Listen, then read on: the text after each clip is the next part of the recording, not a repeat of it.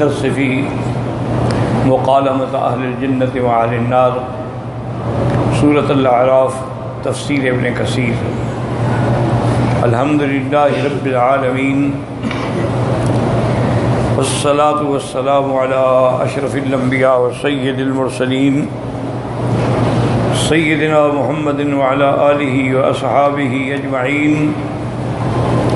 اللہم صل علی سیدنا محمد وعلى آل سیدنا محمد كما صليت على إبراهيم وعلى آل إبراهيم في العالمين إنك حميد مجيد۔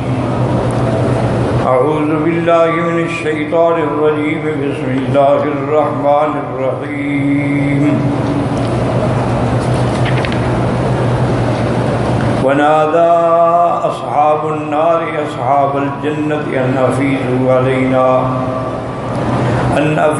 علينا من الماء أو مما رزقكم الله، قالوا إن الله حرمهما على الكافرين الذين اتخذوا دينهم لهوا ولعبا وغرتهم الحياة الدنيا فاليوم ننساهم كما نسوا لقاء يومهم هذا وما كانوا بآياتنا يجحدون۔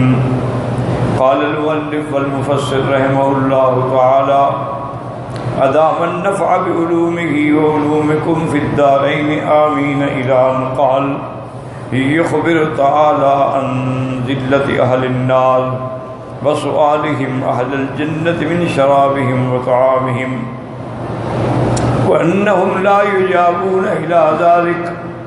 قال السدي ونادى أصحاب النار أصحاب الجنة أن أفيضوا علينا من الماء أو مما رزقكم الله، يعني الطعام۔ اب مفسر رحمۃ اللہ علیہ اللہ کے قرآن کی اس آیت مبارک پر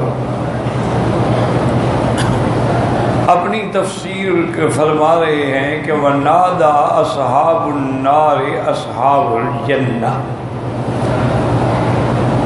اب جہنمی جو ہیں وہ جنت والوں کو پکاریں گے۔ اسی لیے الحمدللہ میں نے سابقہ دروس میں یہ عرض کر دیا تھا کہ قیامت کا مسئلہ جو ہے نا وہ عقل سے سمجھ نہیں آتا، وہاں عقل کام ہی نہیں کرتی۔ لوگ دھوکہ دیتے ہیں کہ جی خلاف عقل الگ بات ہوتی ہے، ماورائے عقل الگ بات۔ اب جیسے دیکھیں نا کہ کوئی ایک اقتصادی سوال ہو یا علم میراث کا کوئی سوال ہو، وہاں آپ کی عقل نہیں پہنچ رہی، اس کا معنی یہ تو نہیں کہ وہ عقل کے خلاف ہے۔ اللہ کے تمام حکم جو ہیں وہ حکمت سے خالی نہیں۔ تو جب افعال حکیم ہوں گے، اقوال حکیم ہوں گے، وہ عقل کے خلاف کیسے ہو سکتے ہیں؟ یہ چیزیں جو ہیں یہ ماورائے عقل ہیں، یعنی عقل چھوٹی چیز ہے، یہ چیزیں اور بہت مشکل ہیں اور بہت آگے ہیں، وہاں ہمارا عقل پہنچ نہیں سکتا۔ تو اس لیے ان کے ایمان لانے کے لیے بس نور ایمان کی ضرورت ہے، نور قرآن کی ضرورت ہے، نور وحی کی ضرورت ہے کہ جو اللہ نے فرمایا حق، جو رسول اللہ صلی اللہ علیہ وسلم نے فرمایا وہ حق۔ اب ہم عقل لڑا دیے تو اچھی بات ہے نا جی کہ ابتدائی دور میں جب ہم پڑھتے تھے مدرسوں میں تو بس قرآن کو ایمان لاتے ہوئے مان تو ہم لیتے تھے، لیکن یعنی کوئی سمجھ تو نہیں آتی تھی نا۔ اب تو اللہ نے ایسی حکمت اپنی قدرت سے دکھلا دیا ہے کہ سائنس اتنی ترقی کرتی جا رہی ہے کہ جو جو قرآن کا دعویٰ تھا اب اس کی وہ تصدیق کر رہی، مان رہی۔ ورنہ ذرا پہلے ہم یہ چیزیں سمجھ نہیں سکتے. بھائی سلیمان علیہ السلام کا تخت اڑتا تھا، اب کیسے سمجھیں کہ تخت کیسے اڑتا تھا؟ اور تخت بھی کوئی چھوٹا موٹا نہیں تھے، 4000 آدمی اوپر بیٹھتے تھے. تو کوئی سمجھ نہیں آتی تھی. لیکن اب جناب جب جہاز بننے لگ گئے، پھر جمبو بننے لگ گئے، پھر بڑے بڑے جہاز ڈبل ڈیکر بننے لگ گئے، اور جو مسافت 2 دنوں میں طے ہوتی تھی وہ 1 دن میں ہو گئی، 1 دن والی 10 گھنٹے میں ہو گئی. اور اب تو ایک نیا جہاز وہ بڑھا رہے ہیں کہ جہاں امریکہ سے لندن کا جو فاصلہ ہے وہ 2 گھنٹے میں طے کر لے گا. تو جب یہ چیزیں سامنے آئی نا تو پھر ہم نے کہا بالکل صدق اللہ علیہ، اللہ تیرا فرمان بالکل سچ ہے. اگر بندے یہ چیز بنا سکتے ہیں تو آپ تو بندوں کو بنانے والے ہیں، آپ کے آگے کیا مشکل ہے؟ اور وہاں تو یاد رکھے نا جی کہ حکم تشریعی ہوتا ہے، ایک حکم تکوینی ہوتا ہے. یاد رکھو ہمیشہ تشریعی کا کیا معنی ہے کہ اللہ نے حکم دیا میرے بندو نماز پڑھو، روزہ رکھو، حج کرو، زکوٰۃ ادا کرو، قربانی کرو. یہ تشریع شریعت کے احکام. ایک ہے تکوینی حکم. تکوینی کا معنی اللہ کوئی چیز بنانا چاہتے ہیں تو وہاں کوئی اعتراض کر ہی نہیں سکتا، کن فیکون، ہو جا بس ہو گیا. وہاں یہ مجال نہیں ہوتی کہ وہ انکار کرے کہ اچھا جی میں ذرا مہلت دے دوں. وہ تو یہ ہے کہ بس انما امرہ اذا اراد شیئا ان یقول له کن فیکون. فسبحان الذی بیدہ ملکوت کل شیء والیہ ترجعون.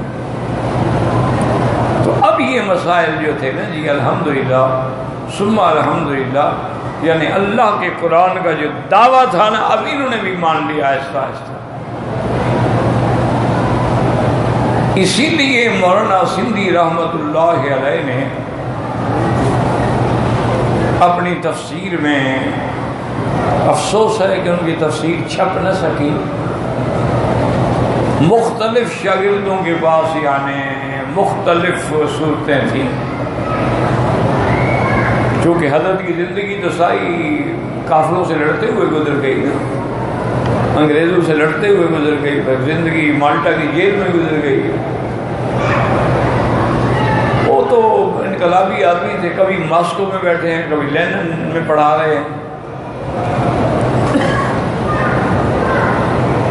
تو بہرحال ان کا جو اللہ نے ان کو علم عطا فرمایا تھا نا، چونکہ وہ براہ راست حضرت شیخ الہند رحمۃ اللہ علیہ کے شاگرد تھے، اور پھر حضرت فلسفہ شاہ ولی اللہ رحمۃ اللہ علیہ انہیں پڑھا تھا. میرے والد صاحب رحمۃ اللہ علیہ کے بھی استاد تھے. میرے والد صاحب نے ان سے نہج البلاغہ اور سورۃ التحریم سے لے کر والناس تک تفسیر پڑھی تھی. یہی جبل ابی قبیس پہ رہتے تھے، ایک کچا تھا مکان تھا، اس میں رہائش تھی، اور کئی دن یعنی کھانا نہیں ہوتا تھا. والد صاحب فرماتے ہیں کہ ہم پڑھنے کے لیے جاتے تو حضرت کمرے سے باہر نہ آتے، ایک دن نہ آئے، دوسرے دن نہ آئے. تو وہاں جو ایک خادم تھا اس سے انہیں پوچھا، انہوں نے کہا 3 دن سے فاقہ ہے حضرت، تو 4 پائی سے اٹھ نہیں سکتے، وہ تو اسی پہ لیٹے لیٹے نماز پڑھ رہے ہیں. جی ہاں. بہرحال اللہ ان کی قبروں میں کروڑوں رحمتیں فرمائے، بڑے لوگ تھے، اور قرآن پہ ان کی بڑی نظر تھی. وہ ہماری طرح قرآن نہیں پڑھتے تھے کہ بھئی پھونکا پھانکی کے لیے اور تویز کے لیے اور ہیلا صدقات کے لیے، اور کوئی مر جائے تو مردوں کو بخشوانے کے لیے مولوی صاحبان آ جاتے ہیں. زندگی میں پڑھایا نہیں، اب مردوں پر پڑھنے کے لیے تشریف لے آئے. وہ لوگ تو قرآن کو سمجھتے تھے کہ قرآن ایک عظیم کتاب، ایک انقلابی کتاب، ایک ایسا یعنی دستور حیات ہے جو قیامت تک چلے گا، کہ اگر ہم قرآن پہ عمل کریں گے تو قیامت تک ہم کامیاب، ناکام ہو ہی نہیں سکتے. ناکامی کی وجہ یہ ہے کہ ہم نے قرآن کو چھوڑ دیا. وہ معزز سے زمانے میں مسلمہ ہو کر اور ہم خوار ہیں آج تارک قرآن ہو کر، ہم نے قرآن چھوڑ دیا۔ اب دیکھا نہیں آپ نے محرم کے جلوس میں لاکھوں آدمی ماتم کر رہے ہیں، کبھی ان لاکھوں کو مسجد میں بیٹھ کے قرآن پڑھتے بھی دیکھا ہے؟ یہ جو ماتم کرنے والے ہیں ان کو کبھی آپ نے دیکھا کہ قرآن شریف بیٹھے پڑھے؟ ان کی مسجدیں جاؤ ویران، کوئی آتا ہی نہیں۔ وہ تنخواہ دار مؤذن ہوتا ہے بیچارہ، وہ اذان دے دیتا ہے علی ولی اللہ خلیفۃ بلا فاصل، پر نماز کے لیے 2 آدمی 3 آدمی 4 آدمی۔ اچھا اسی جلوس میں بھی آپ نظر ڈالیں، نماز مغربین ہو رہی ہے، اگر 1 لاکھ کا جلوس جا رہا ہے تو نماز میں صرف 10,000 آدمی کھڑے ہوں گے، باقی کو تو حضرت حسین کا غم ہے نا۔ اچھا ادھر یہ بھی کہتے ہیں کہ حضرت حسین نے تو قرآن جو ہے وہ نیزے کی انی پر جب سر لٹکایا گیا تو پڑھا تھا، یہ مسجد میں بھی نہیں پڑھتے۔ تو اس لیے ان لوگوں کا قرآن پر بڑی نظر تھی۔ انہوں نے لکھا ہے اپنی تفسیر میں کہ ایک بات تو یہ لکھی کہ اللہ کا فیصلہ ہے کہ دین اسلام غالب ہو جائے گا، پوری دنیا پہ اسلام چھا جائے گا، لِيُظْهِرَهُ عَلَى الدِّينِ كُلِّهِ، اللہ تمام ادیان پہ دین مصطفیٰ صلی اللہ علیہ وسلم غالب کر دے۔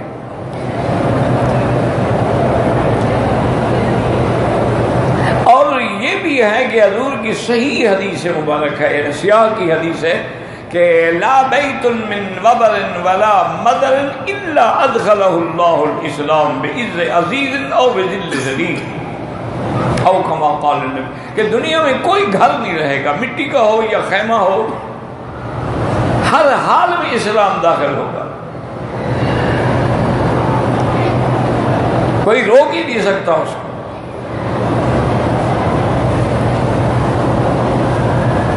تو اب وہ فرماتے تھے کہ جب میں یہ قرآن کی آیتیں پڑھتا ہوں اور حدیث مبارک پڑھتا ہوں اور پھر میں اپنے مسلمانوں کو دیکھتا ہوں، انڈیا، پاکستان، ہندوستان، بنگلہ دیش، ایشیا، تو مجھے حیرت ہوتی ہے کہ یہ تو غالب آنے والی قوم نہیں ہے، تو دین کیسے غالب آئے گا؟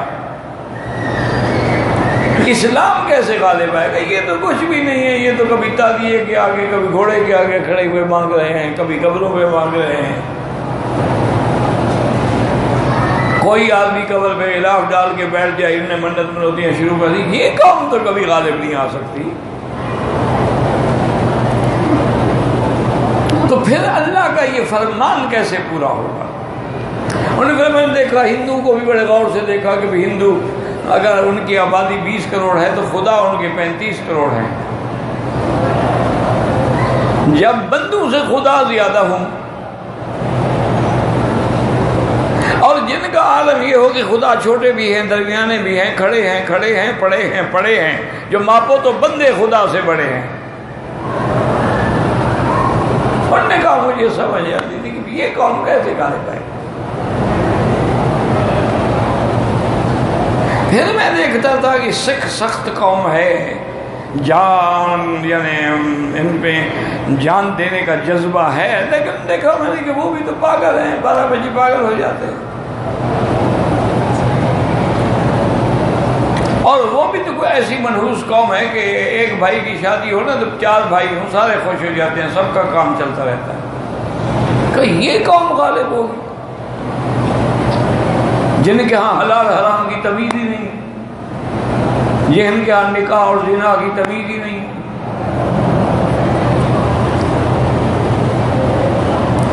میں ان کو بدھ مت والوں کو دیکھتا تو حیران ہوتا کہ ہر جگہ بدھا کا ایک مجسمہ بنا ہوا ہے، سر مڈایا ہوا ہے، گھر میں کپڑے پہنے ہوئے ہیں، اس کے آگے کھڑے ہیں، یہ کیا قوم ہے آخر؟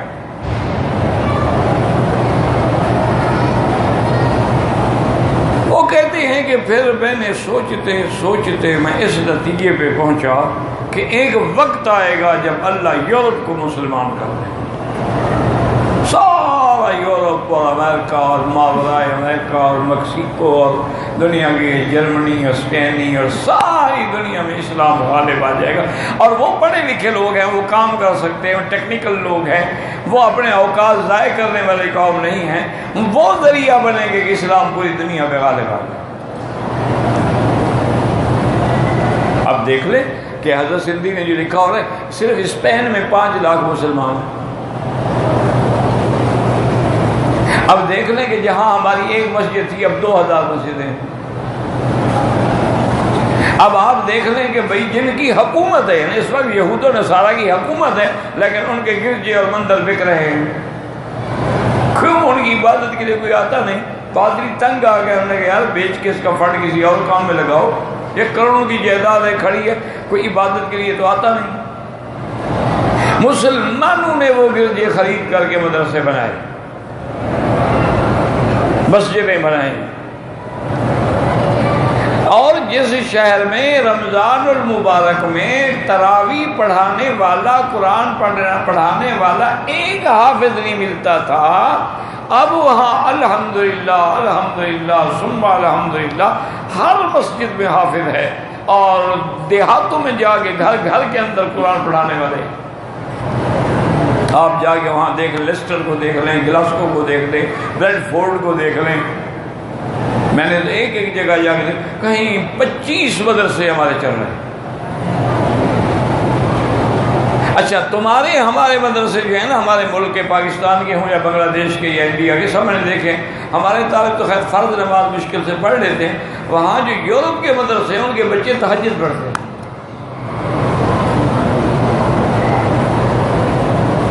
تہجد دارالعلوم میں جا کے دیکھیں ہم سب تمام، اچھا چھوٹے چھوٹے بچے تہجد میں کھڑے. وہ حضرت ان کو تو کوئی تہجد، فرمایا بھئی عادت پڑ رہی ہے، ضرورت تو نہیں ہے لیکن عادت تو ہو جائے نا. اور فرمایا نفسیات کا مسئلہ ہے کہ بچے کو 4 سال کی عمر سے سکھانا شروع کریں، پھر تو وہ کامیاب آپ رہیں گے. لیکن جب وہ 6 سال کا ہو جائے پھر آپ کا کوئی جادو نہیں چلتا. 4 سال کا بچہ گلی پکڑ کے مسجد لے جائیں، نماز میں لے جائیں، نہ پڑھے، دیکھتا تو رہے نا. قرآن کے پاس بٹھا دیں، نہ پڑھے لیکن سنتا تو رہے نا. تو انہوں نے ایک بات یہ فرمائی تھی کہ انشاءاللہ ایک وقت آئے گا کہ یہ چونکہ پڑھی لکھی قوم ہے، دلائل کی دنیا میں رہنے والی قوم ہے، یہ 2 کو 2 اور 2 کو 4 مانتی ہے، 5 نہیں مانتی ہے. یہ کوئی جادو ٹونے شونے پیر فقیروں پہ اعتقاد رکھنے والی قوم نہیں. ان کے کروڑوں میں کوئی ہوں گے 100-200 پاگل ہپی کے سنگے بدل نہیں. اور انہوں نے یہ ہر چیز کی ریسرچ کرتے ہیں کہ ملیریا بخار کیوں ہوا. کبھی مسلمانوں نے سرچ کیا ہے کہ ملیریا کیوں ہوتا ہے؟ ہمارے جو بڑے بڑے مدرسے ہیں 3-3 ہزار طالب ہیں، سارے دورہ حدیث شریف پڑھ کے ماشاءاللہ پگڑیاں باندھ کے نکلتے ہیں. ان میں سے کسی نے یہ سرچ کیا ہے کہ ہم ملیریا یا ڈینگی کو روکنے کے لیے کیا ویکسین بنائیں؟ سوال نہیں پیدا، یہ ان کا کام. انہوں نے ریسرچ کی. آپ دیکھیں نا، اب چھوٹے بچے کو آپ پولیو کے قطرے پلا دیں، وہ کبھی بیچارہ لنگڑا نہیں ہوگا. اس کو آپ 2 انجیکشن لگوا دیں، کبھی اس کو چیچک نہیں ہوگی ساری زندگی. آپ اس کو ویکسین لگوا دیں، کبھی خالی کھانسی نہیں ہوگی ساری زندگی. آپ اس کو انجیکشن لگوا دیں، کبھی اس کو ہائپرٹائٹس نہیں ہوگا. یہ کس نے بنایا؟ یہ کس نے آپ کے لیے ٹیلی فون ایجاد کیے؟ پہلے وہ گھیرڑ والے ٹیلی فون ہوتے تھے، پھر جناب وہ لینڈ لائن ٹیلی فون آ گئے، اب اس کے بعد موبائل آ گئے، اب اس کے بعد اور آگے وہ چلے گئے کہ ایک آدمی 10 لاکھ میل دور بیٹھا ہے، اس کی صورت بھی دیکھتے رہو، باتیں بھی کرتے رہو. دریا کی موجوں کو ہم تو تماشا دیکھنے جاتے ہیں نا، انجوائے کرنے کے لیے جاتے ہیں نا جی، آپ پکنک منائیں گے. چلو یار سمندر کے کنارے چلتے ہیں، وہاں پکنک منگائیں گے، عورتیں بچے سارے کپڑے اوپر ٹانگوں سے اٹھائے ہوئے ہیں اور پانی میں بھاگ رہے ہیں اور خوش ہو رہے ہیں۔ انہوں نے ریسرچ کی کہ ان لہروں کے ذریعے آواز کیسے منتقل ہوگی ایک دنیا سے دوسری دنیا تک۔ انہوں نے ریسرچ کی کہ آخر کیا وجہ ہے کہ یکم یعنی چاند کی جب پہلی تاریخ ہوتی ہے تو یہ بالکل پڑا مردہ پڑا ہوتا ہے سمندر، اور پھر 2 آتی ہے 3 آتی ہے، تھوڑا تھوڑا اس میں مد و جزر پیدا ہوتا ہے، اور جب چاند پورے جوبن پہ آتا ہے سمندر بھی پورے جوبن پہ آ جاتا ہے۔ تو چاند اور سمندر کا کیا تعلق ہے؟ کبھی چاند کہاں ہے؟ جب وہ پورا 14ویں کا بن جاتا ہے پورے سمندر جوش میں ہوتا ہے۔ اچھا پھر وہ چاند گھٹنا شروع ہو جائے گا، سمندر بھی گھٹنا شروع ہو جائے گا۔ اچھا چاند بالکل ختم ہو جائے گا، کل ارجون القدیم یہ بھی ختم ہو جائے گا۔ اس پہ انہوں نے ریسرچ کی کہ ان موجوں کا آسمانی جو سیارات ہیں ان سے کوئی تعلق ہے۔ اس تعلق کو تلاش کر کے انہوں نے سیٹلائٹ بنا دی، اور آج سیٹلائٹ کا یہ عالم ہے کہ اگر وہ اپنے ملک میں بیٹھے ہوئے یہ دیکھنا چاہے نا کہ اس وقت مولوی مکی کہاں ہے اور کیا کر رہا ہے، وہ فوکس کرے گے، دیکھ لیں گے کہ میں یہاں بیٹھا ہوں۔ اب تو آپ کے ٹیلی فون میں بھی انہوں نے ڈال دیا ہے نا کہ جب آپ ٹیلی فون کا پتہ لگے گا آپ کا دوست کس محلے میں کھڑا بات کر رہا ہے۔ تو اس لیے انہوں نے فرمایا کہ پھر میرے دماغ نے یہ بات جب سمجھی تو میں نے واقعی اللہ کا شکر ادا کیا کہ صحیح بات یہی ہے کہ یہی لوگ اسلام لائے، اور چونکہ یہ بڑے پڑھے لکھے لوگ ہیں ان کو زمین کا کوئی بندہ بھی قابو نہیں کر سکے گا، اللہ آسمان سے عیسیٰ علیہ السلام کو ہوتا ہے۔ یہ پڑھی لکھی لوگ دیکھو نا جی، اب ایک آدمی پرنسپل ہوتا ہے کالج میں پڑھا لکھا، اس کو کوئی میٹرک کا طالب علم تو قابو نہیں کر سکتا، اس سے اعلیٰ ڈگری والا کوئی جا کے اس کو قابو کرے۔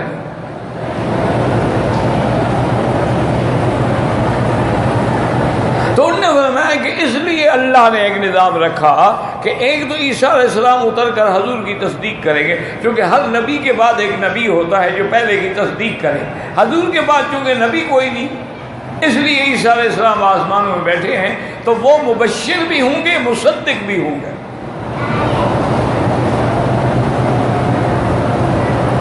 اور عیسیٰ علیہ السلام کی ایک بات میں آپ کو بتا دوں، شاید آپ نے کبھی نہ سنی ہو، علماء تو خیر علماء ہیں نا، ان کے تو ہم جوتیوں کے برابر بھی نہیں ہیں، لیکن میرے جیسے جو ہیں ان نے شاید نہ پڑھی ہو نہ سنی ہو کہ عیسیٰ علیہ السلام رسول بھی ہیں، نبی بھی ہیں، کلمۃ اللہ بھی ہیں، روح اللہ بھی ہیں، آیت من آیات اللہ بھی ہیں، لیکن ایک بات یاد رکھنا، میرے محمد مدنی کے صحابی ہیں، یہ بات آج تک کسی نے نہیں کہی ہو، کیونکہ صحابی کی تعریف کیا ہے کہ جو زندگی میں حضور کی زیارت کرے ایمان کے ساتھ، چاہے کہ ایک لمحے کے لیے وہ صحابی ہو جاتا ہے۔ تو معراج والی رات، باقی تو سارے انبیاء عالم مثال میں آئے تھے نا، اصلی زندگی میں تو صرف عیسیٰ تھے جن کو اللہ نے اٹھا کے آسمانوں پہ بٹھایا، وہ تو اسی زندگی کے ساتھ تھے نا، انہوں نے حضور سے ملاقات کی، حضور سے سلام ہوا، حضور کے پیچھے نماز پڑھی، تو اب نبوت کے علاوہ وہ حضور کے صحابی بھی بن گئے۔ اور اللہ نے مسئلہ ایسا حل فرمایا کہ ختم نبوت پہ کبھی اعتراض نہ آ سکے کہ عیسیٰ اب آئیں گے، وہ تو حضور کا صحابی ہے، وہ نبی تو نہیں ہے۔ اور حضور کا فرمان تو پھر اپنی جگہ اٹل ہے نا کہ لا نبی بعدی ولا رسول بعدی ولا شریعت بعد شریعتی ولا کتاب بعد کتابی۔ اب عیسیٰ اسی لیے وہ پہلی نماز حضرت مہدی کے پیچھے پڑھیں گے، ورنہ جب نبی موجود ہو تو مصلی پہ اور کون جائے؟ بھئی جب خدا کا نبی موجود ہو تو حضرت ابو بکر مصلی پہ ہٹ رہے ہیں. حضرت نے فرمایا میں نے اپنے حکم سے تمہیں کھڑا کیا ہے. انہوں نے کہا حضور آپ کا حکم میری آنکھوں پر. لیکن مالی ابن ابی قحافہ کے بیٹے کی کیا جرت ہے کہ حضور کا امام بنے؟ آپ تو امام الانبیاء ہیں. یہ الگ بات ہے کہ حضور نے انہیں امام بنایا، وہ تو حکم ہے نا، تعمیل حکم ہے نا. ورنہ نبی کا کوئی امام غیر نبی نہیں بن سکتا. یہ تو تمہارا مولوی بہادر ہے نا کہ میلاد پہ حضور بھی آ جاتے ہیں، مصلی پہ خود بیٹھا رہتا ہے. تمہارے مولوی بڑے بہادر ہیں، حضور کو بھی بلا لیتے ہیں، کھڑے بھی ہو جاتے ہیں، حضور آ گئی، پھر مصلی بھی حضرت خود کھڑے. انا للہ و انا الیہ راجعون. یا اللہ ان کو ہدایت دے. یہ صرف پیٹ پالنے کے لیے تیرے بندوں کو اور حضور کی امت کو گمراہ کر رہے ہیں، ورنہ وہ جانتے ہیں. یہ بریلوی مولوی بھی جاہل تھوڑے، بالکل نے کتابیں پڑھی ہیں، وہ جانتے ہیں. میری خود ایک دفعہ قاضی صاحب سے ملاقات ہوئی، سعید قاضی صاحب سے. اس وقت میں میرے خیال میں ابتدائی کتابیں پڑھتا تھا، یا شاید پڑھ چکا تھا، اللہ عالم. بہرحال ایک ٹرین میں اتفاق سے اس زمانے میں فرسٹ کلاس ہوتے تھے اور second class, first class, inter class, third class, یہ درجے ہوتے تھے. تو فرسٹ کلاس میں حضرت مجھے پتہ نہیں تھا کہ حضرت بیٹھے ہوئے، میں بھی اسی ڈبے میں سوار ہوا. اللہ کا شکر ہے کہ مجھے کوئی حضرت بھی نہیں جانتے تھے، میں کبھی ملا بھی نہیں تھا. اچھا وہ بہت بڑے عالم تھے، اس میں کوئی شک نہیں، لیکن معقولی عالم تھے، قرآن و حدیث پہ نظر نہیں تھے. ہمارے بہاولپور میں جب جامعہ عباسیہ میں ان کو شیخ الحدیث لگایا گیا تو شمس الافغانی سے رات کو جا کے پڑھتے تھے رحمت اللہ علیہ. باقی علوم میں وہ بہت بڑے ماہر تھے. میں بیٹھ گیا ایسے، السلام علیکم السلام علیکم. تو مجھے وہ بچپن کی ایک رگ تو ہوتی ہے، تو میں نے وہ رگ پھڑکی نا، تو مجبور ہو کہ میں نے سوال کیا. میں نے کہا حضرت گزارش یہ ہے کہ اذان سے پہلے جو ہم صلاۃ و سلام پڑھتے ہیں تو اس سے ہمیں وہابی بڑا تنگ کرتے ہیں کہ جی قرآن پاک میں کوئی دلیل ہے کہ اذان سے پہلے صلاۃ و سلام پڑھا جائے؟ فرمانے لگے کہ بیٹا قرآن میں تو کوئی دلیل نہیں، مطلق صلاۃ و سلام پڑھنے کا حکم تو ہے کہ بھی حضور پہ درود شریف پڑھا جائے، لیکن یہ تو نہیں ہے کہ اذان سے پہلے. میں نے کہا حضرت اگر قرآن میں نہیں ہے تو کسی حدیث میں تو ہوگا نا، آخر آپ جیسے لوگوں کی مسجدوں میں پڑھا جاتا ہے. کہنے کہ بیٹا سچی بات پوچھو، حدیث میں بھی نہیں ہے.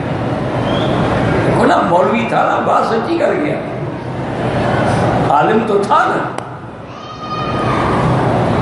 میں نے کہا حضرت اگر قرآن میں بھی نہیں ہے، حدیث میں بھی نہیں ہے، اجماع امت میں ہو یا کسی صحابی نے یہ عمل کیا ہو، خلیفہ راشدین میں سے کسی نے یہ عمل کیا ہو، ہم کوئی وہابیوں کو دلیل تو دے سکے نا.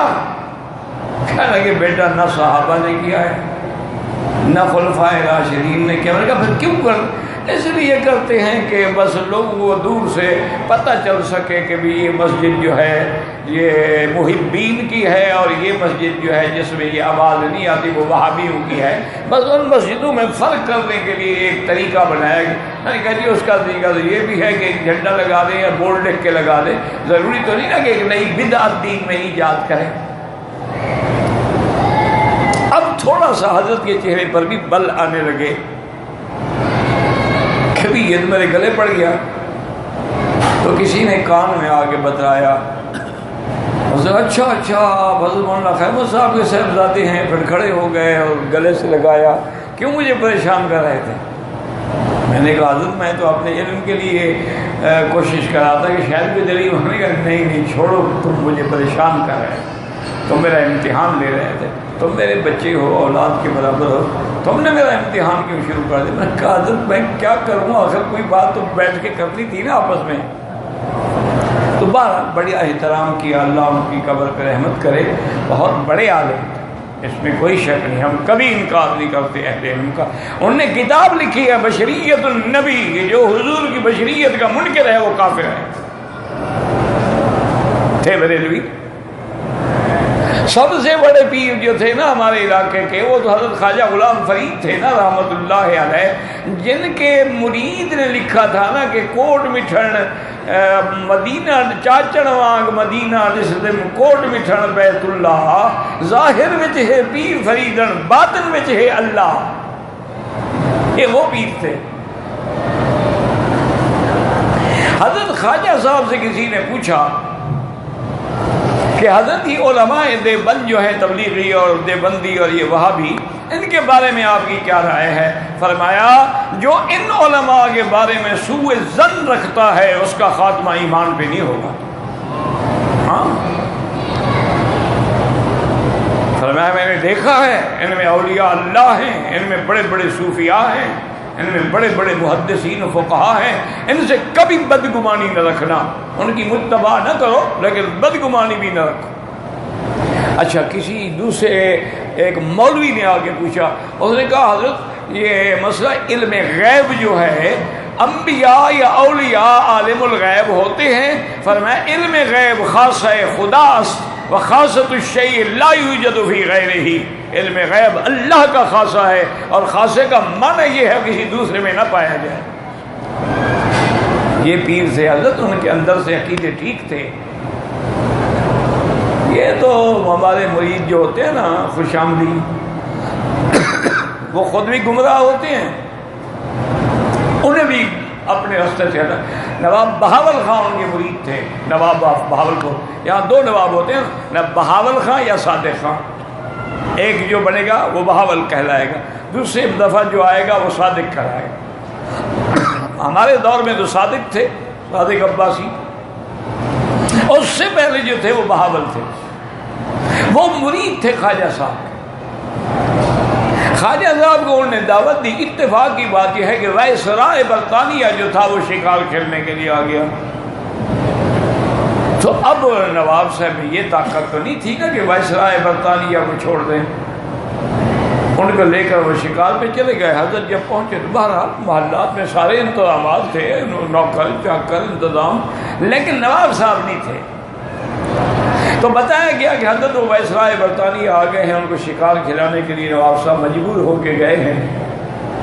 اب پیر صاحب نے فرمایا اچھا کوئی بات نہیں، لیکن جناب جب رات کو بیٹھے تو اب وہ جو تھے نا خوش آمدی درآمدی اور چمچہ برادری، وہ آگے انہوں نے کہا جی نواب صاحب نے آپ کی بڑی توہین کی ہے، یہ تو پیر کی بے عزتی ہے کہ حضرت مرشد ہیں آپ اس کے، آپ آ رہے ہیں وہ انگریز کے ساتھ چلا گیا، کمال کی بات ہے۔ فرمایا اللہ کے بندے مجبور ہیں بیچارے، اسٹیٹ ہے اور برٹش راج کے تابع ہے، ان کا وائسرائے آ رہا ہے، تو ایک چھوٹی سی ریاست کا نواب کیا کر سکتا ہے؟ مجبور تھے چلے گئے۔ ہم نے تو ویسے بھی ایک ہفتے کا پروگرام ہے نا، رہیں گے تو کل پرسوں آ جائے۔ انہوں نے کہا نہ صحیح نہ، بس پھر آپ کی بزرگی کیا ہوئی؟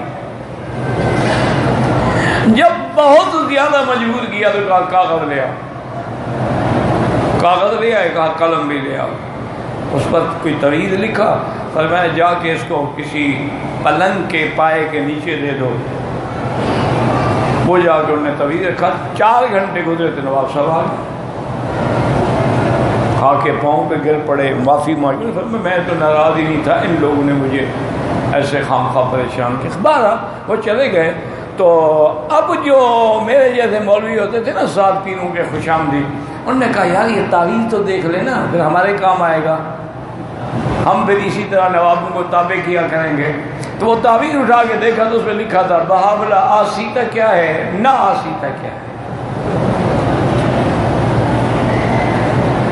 سرائکی تھے نا، سرائکی بولتے تھے کہ بہاولہ آسیتا کیا ہے، نہ آسیتا کیا ہے۔ یہ تویز صاحب مولوی صاحبان تو چپ کر کے انہوں نے کہا کمال ہے، یہ تویز ہے۔ جیسے کہ حضرت جان جانا لکھتے تھے ہر چکند او کند بندہ آج اس چکند، یہ لکھ کے دے دیں. طویل والے لوگ تنگ کرتے نا، حضرت طویل دو، حضرت طویل دو، حضرت طویل دو، تنگ آ جاتے، لکھ کے دے دیں. ہر چکنت او کنت، بندہ آج جو کرے وہ کرتا ہے، ہم کیا کر سکتے. حضرت تھانوی بھی کبھی کبھی مریدوں کو لکھ کے دے دیتے تھے، یا اللہ میں جانتا نہیں، تیرا بندہ مانتا نہیں، آگے تیری مرضی ہے. لپیٹ کے دے، اس کا کام ہو جاتا تھا. کام تو اللہ کرنے والا ہے نا، طویل تھوڑا کرتے ہیں. تو اللہ والے لوگوں کی یہ بات، تو اس لیے حضرت نے فرمایا کہ میرا یقین ہے کہ ایک دفعہ یہ پورا یورپ جو ہے، چونکہ یہ عقل والے لوگ ہیں، ریسرچ کر رہے ہیں، تحقیقات کر رہے ہیں، یہ جب ریسرچ کریں گے تو انتہا حق جو ہے وہ اسلام ہے، پھر کہاں بھاگیں گے.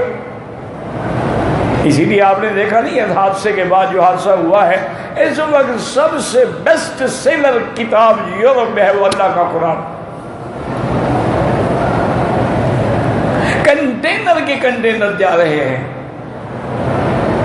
اور وہ جاتے ہوئے بک جاتے ہیں.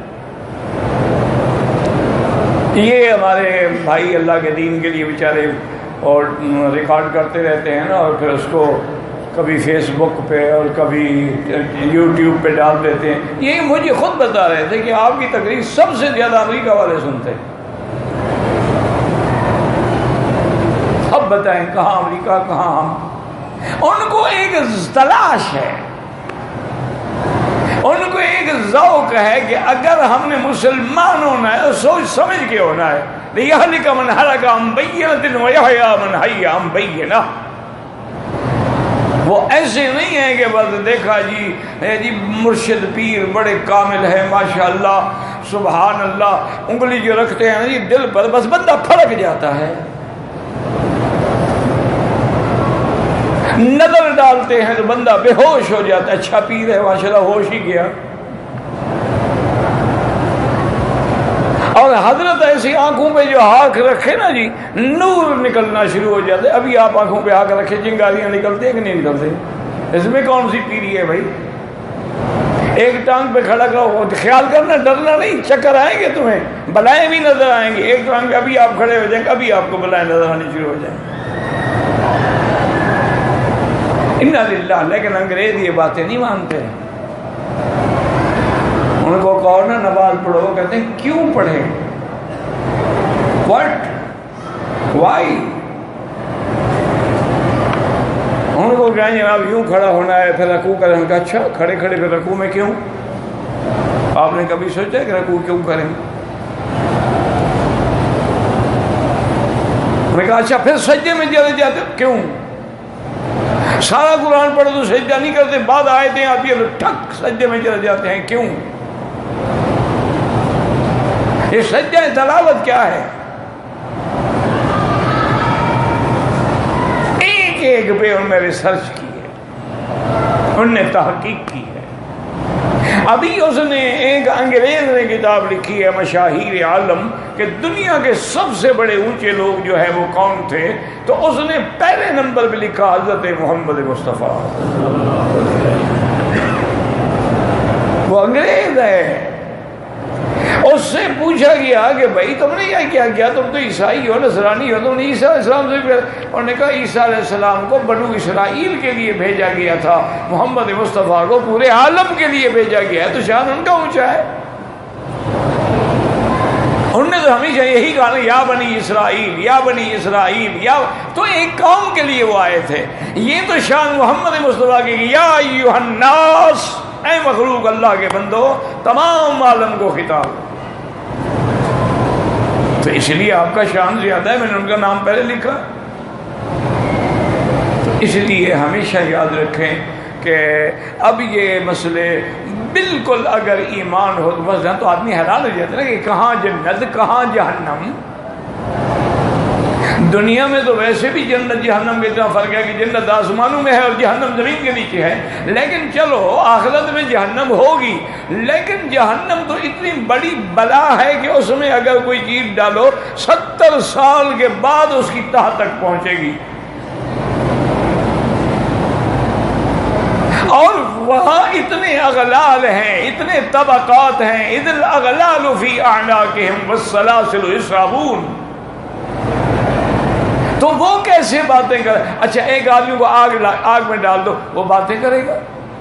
یہ عقل تو نہیں مان. وہ تو آگ بجھانے کی کوشش میں ہو جائے گا، پاگل ہو جائے گا یا جل کے مر جائے گا. باتیں کر، یہ آگ میں بھی کھڑے ہوں اور باتیں بھی کر رہے ہوں. تو اس لیے ہمیشہ یاد رکھیں کہ اب یہ ساری باتیں آسان ہو گئی ہیں کہ اللہ ہر چیز پہ قادر ہے. وہ جنت والوں کو جہنم والے دکھائیں گے تاکہ وہ اللہ کا شکر کریں. قالوا الحمدللہ الذی ہدانا لہذا وما كنا لنہتدی لولا ان ہدانا اللہ. اگر اللہ آپ ہمیں ہدایت نہ دیتے تو ہم کہاں جنت میں پہنچ سکتے تھے. اور جہنمی جب دیکھیں گے کہ اچھا یہ وہ لوگ ہیں جن کو ہم بڑا حقیر سمجھتے تھے، آج وہ جنت میں مزے کر رہے ہیں، ہم جہنم میں پڑے ہیں. غیر اللہ کو پکارنے والے کہا جائے گا این شرکاؤکم، کہاں ہیں وہ تمہارے پیر فقیر، تمہارے بت وغیرہ جن کو تم پکارا کرتے تھے مدد کے لیے؟ کہاں ہے تمہارے غوث؟ کہاں ہے تمہاری مدد؟ کہاں ہے تمہارے پکار؟ کہیں گے اللہ وہ تو گم ہو گیا جی، آج تو پتہ نہیں کدھر گئے.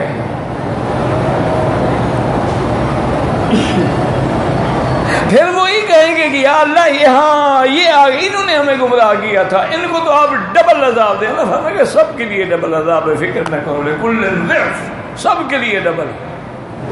ولکن لا تعلمون، تم جانتے ہیں. تو اس لیے اب جب آپ اس بات کو سمجھ لیں گے کہ اللہ ہر چیز پہ قادر ہے، وہ جنت والوں کو جہنم والے دکھلا دیں گے، جہنم والوں کو جنت والے دکھلائیں گے، ان کی آواز ان کو سنا دیں گے، ان کی آواز ان تک پہنچا دیں گے. وما ذلک علی اللہ بعزیز، اللہ تبارک و تعالیٰ کے لیے یہ کوئی بڑی بات نہیں ہے. تو اب قرآن کہتا ہے کہ وہ جہنمی پکاریں گے ونادى اصحاب النار اصحاب الجنہ، اب پکارا جہنمیوں نے جنت والوں کو ان افیضوا علینا من الماء، بھئی ہم پر اوپر سے کوئی پانی ہی پھینک دو. او مما رزقکم اللہ، اور اللہ نے جو نعمتیں آپ کو دی ہیں ان میں سے بھی کوئی بچا کھچا ہمیں دے دو. قالوا ان اللہ حرمہما علی الکافرین. اب مومن جواب دیں گے بدبختو یہ جنت کی نعمتیں ہیں، ان کو اللہ نے کافروں پہ حرام کیا ہوا ہے، کافر کو نہیں مل سکتی. اور اس کے بعد دیکھیں کہ اللہ تبارک و تعالیٰ کی اسی قرآن کی، اب انہوں نے جواب دے دیا باقاعدہ کہ تمہارے لیے تو یہ حرام ہے، تم تو کھا ہی نہیں سکتے، ہم تمہیں کیسے بھیج دیں. قالوا ان اللہ حرمہما علی الکافرین. آگے اللہ قرآن میں بتلاتے ہیں کہ کافر کون ہوتے ہیں. الذین اتخذوا دینہم لہوا ولعبا، جنہوں نے اپنے دین کو کھیل تماشا بنا رکھا تھا کہ کبھی میلے لگے ہوئے ہیں، کہیں سرکس لگی ہوئی ہے، کہیں مجرے لگے ہوئے ہیں، کہیں قوالیاں ہو رہی ہیں، کہیں دھمال کھیلے جا رہے ہیں. کیا ہے؟ دین ہے. الذین اتخذوا دینہم لہوا ولعبا وغرتهم الحیات الدنیا، اور وہ ایسا کیوں کر رہے تھے کہ ان کو دنیا نے دھوکے میں ڈالا ہوا تھا کہ ہمارے پاس پیسہ ہے، دولت ہے، ہم امیر ہیں، ہمارے پاس دولت اس دنیا کی لذتوں میں آ کر فَالْيَوْمَ نَنْسَاهُمْ كَمَا نَسُوا لِقَاءَ يَوْمِهِمْ هَذَا. اللہ نے فرمایا آج ہم ان کو چھوڑ دیں گے جیسے انہوں نے آخرت کو بھلا ڈالا تھا. یاد رکھو چونکہ اللہ کی ذات جو ہے وہ نسیان سے پاک ہے، وہ بھولنے سے پاک ہے. جو لا یضل ربی ولا ینسا، تو یہاں کیسے آ گیا کہ ہم بھی ان کو بھول جائیں گے؟ تو اس لیے علماء نے فرمایا کہ جیسے آدمی کوئی چیز بھول جائے نا، وہ کیا میں بھول گیا ہے نہیں چھوڑا ہے. تو اس لیے اللہ اچھا یہ ہے کہ یہ لفظ مقابلے پہ بولا جائے تو جائز ہے، ورنہ نسیان صفت نقصان ہے جو اللہ کے لیے جائز نہیں ہے. ہاں ان کے مقابلے پہ تم نے بھلایا، ہم نے بھی تمہیں بھلا دیا، تو اب یہ صفت شان ہے. اس لیے ہمیشہ جیسے اللہ تبارک و تعالی یمکرون و یمکر اللہ، انہوں نے بھی مکر کیا اور اللہ بھی تدبیر فرماتے. ہم مقابلے پر ہے، ورنہ ایسے نہیں کہہ سکتے کہ اللہ مکر کرتا ہے. یخادعون اللہ وہو خادعہم، تو اس لیے یہاں بھی وہی آ گیا فَالْيَوْمَ نَنْسَاهُمْ، جیسے کہ قرآن کی دوسری آیت میں ہے کہ اللہ تعالیٰ ان کو قیامت والے دن کافروں کو اندھا اٹھائے گا. من اعرض عن ذکری فان له معیشۃ ضنکا ونحشره یوم القیامت اعمی، قیامت میں قال رب لم حشرتنی اعمی، میرے اللہ تم نے مجھے اندھا کیوں اٹھایا، وقد کنت بصیرا، میں تو آنکھوں والا تھا. قال كذلك أتتك آياتنا فنسيتها وكذلك اليوم تنسى، تمہارے پاس میری آیات آئیں، پیغمبر آئے، رسول آئے، کتابیں آئیں، علماء آئے، تم ان کو بھول بیٹھے، ہم نے بھی آج تم کو چھوڑ دیا. تو یہ لفظ جب مقابلے پہ ہوگا تو پھر اللہ کے لیے جائز ہے، ورنہ جائز نہیں ہے. اس لیے اللہ فرماتے ہیں فَالْيَوْمَ نَنْسَاهُمْ كَمَا نَسُوا لِقَاءَ يَوْمِهِمْ هَذَا وَمَا كَانُوا بِآيَاتِنَا يَجْحَدُونَ، اور وہ جو ہماری آیات کا انکار کرتے تھے آج اللہ نے ان کو بھی سزا کے لیے جہنم میں رکھا ہے. اللہم اجرنا من النار، اللہم اجرنا من النار، اللہم اجرنا من النار، اللہم ارزقنا الفردوس الاعلی برحمتک یا ارحم الراحمین. اللہم فرج عنا کل کرب.